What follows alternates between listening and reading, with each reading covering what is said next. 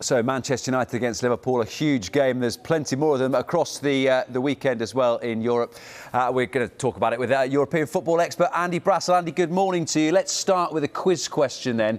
25th of April 2004, what's the significance of that date?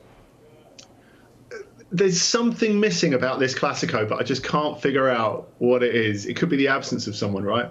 That might be true, yeah. I know you know the answer purely because I heard our producer tell you it before you came to air. So there's no Lionel Messi this weekend for Barcelona. But there are bodies reappearing for Barca, aren't there, which is potentially good news, particularly for Ronald Koeman, given the pressure he's under.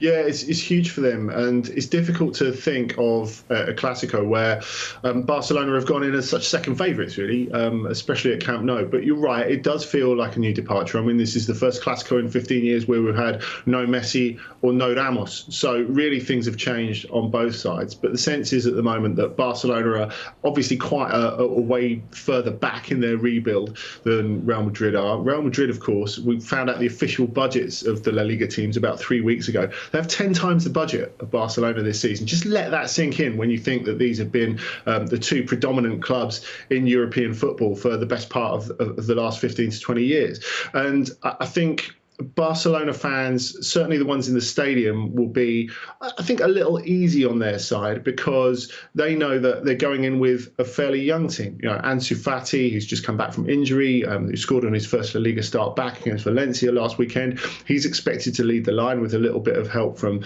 Memphis, but of course Gavi will be propping them up. Pedri's not available for the game tomorrow. But there's just a sense that Barcelona are having to go quite a long way back and start again with reduced expectation.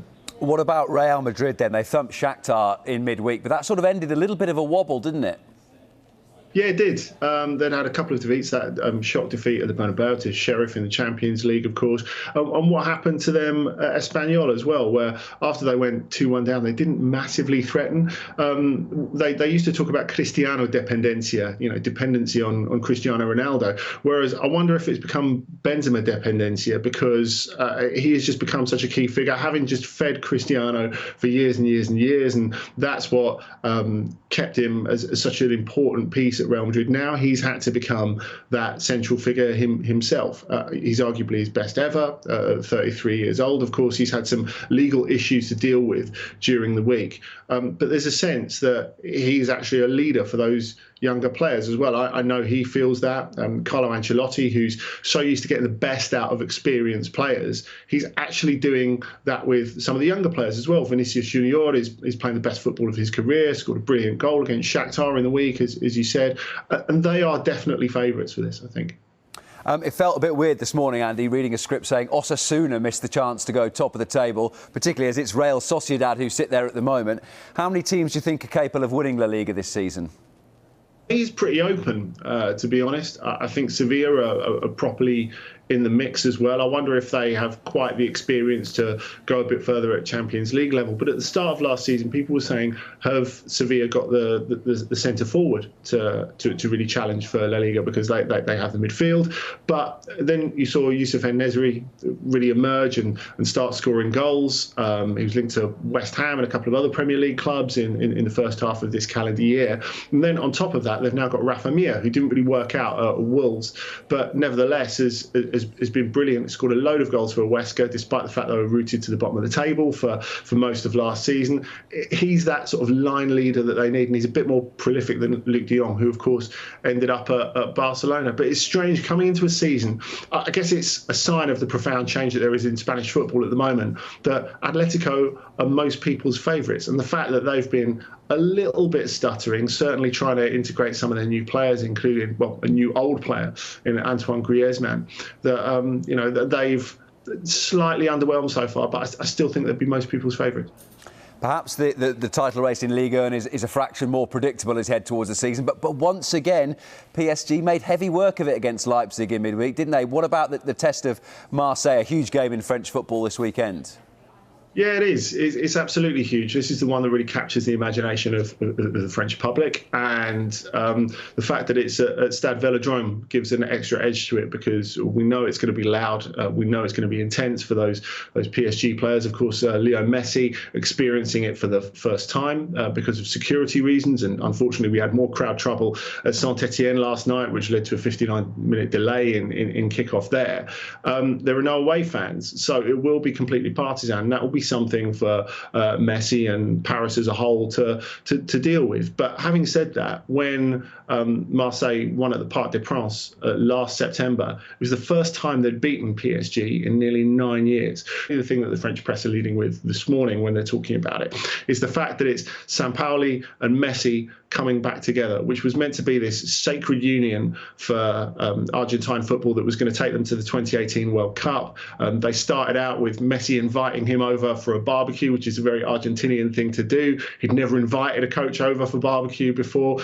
So this was meant to be the perfect thing that was going to take them all the way. And then it didn't work out like that. And Messi kind of threw him under the bus a little bit in front of his teammates. Now, Sampaoli says he still loves him as a player, but he really struggled to manage him. So those two coming head to head will be really interesting, I think.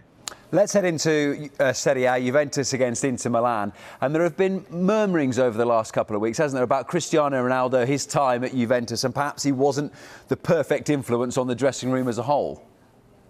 I tend to think that's a little harsh because, when we were hearing from him just before, he's the absolute pinnacle of professionalism. There's always the sense that he's this mega ego that has to be managed. But I think when you have a player of that sort of level, as PSG are finding with Messi at the moment, you have to make concessions and you have to build around them a little bit because, they're greatest players of all time. So it's going to take a little bit of readjustment. I think it was tough because Massimiliano Allegri, when he first got Ronaldo at Juventus, he was used to a very collective, no aesthetics, win at all costs sort of approach. And then Maurizio Sarri came in, who was meant to be playing really aesthetically, and he had to find a way of integrating Ronaldo, who maybe is not capable of giving that much off the ball nowadays. So I guess the major problem was they gave Paulo Dybala a new contract and said, we're going to build around you. We want you to be our Francesco Totti, if you compare us to Roma, for example. And then the opportunity to get Ronaldo came up. They brought him in. That put his nose out of joint. And, last season as well, I think the best football really that Juventus played was when you had Alvaro Morata and Federico Chiesa really meshing together. And where does that leave Ronaldo? It's difficult because his numbers still demand his inclusion. But if you think of the overall progress of the team and the process of getting better, it was difficult to fit him in because when you've got to move to the timeline of someone who's well into their 30s, it's really tough and it really stilts the development. And we're seeing that with Juventus now. Allegri's in his second spell kind of having to rebuild sort of in this post-Ronaldo situation, and it's going to take time for them to get to their best. But, Inter lost their first game of the season against Sarri's Lazio last weekend. This is always an absolutely massive game in Italy. So they've both got quite a lot to lose in this, and Juventus are getting back to that point, as they did against Mourinho's Roma last week, of just edging to wins that they don't really deserve. Now, Allegri's team are never really their best until they get to probably February as he works things out. But that doesn't mean they can't win games in the meantime. You touched on Mourinho's Roma there. Pretty chastening evening in midweek, wasn't it? Beaten 6-1 by Bodo Glimt. Mourinho afterwards, not surprisingly, wasn't particularly full of praise for the second string that he played in that game. It will, you would think, be back to normal in the match against Napoli this weekend, and Napoli absolutely flying. Yeah, they are.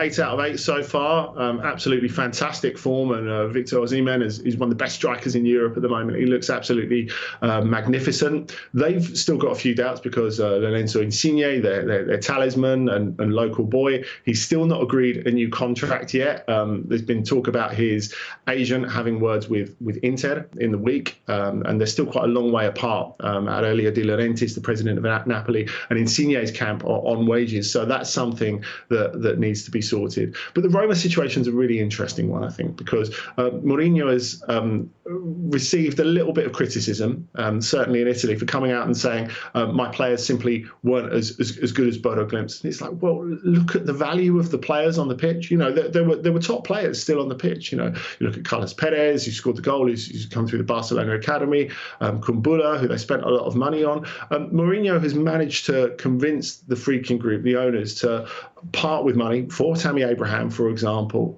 for Shomurodov as well, two strikers who cost a lot of cash and that previous coaches weren't able to do. So I just wonder if it's a bit of Mourinho mind games. Maybe he's saying to these players, well, look, I gave you the chance to get your way into my 11 and you didn't do well enough. So you're probably not as good as Bodo Glimt's players. So it's been taken in a way of him criticising the resources he has. I think he's just really issuing a challenge to those players to say, look, you need to be better because we can't get through the season with 11 or 12 players. And especially at the back, they've been really inconsistent so far, which is an issue for him.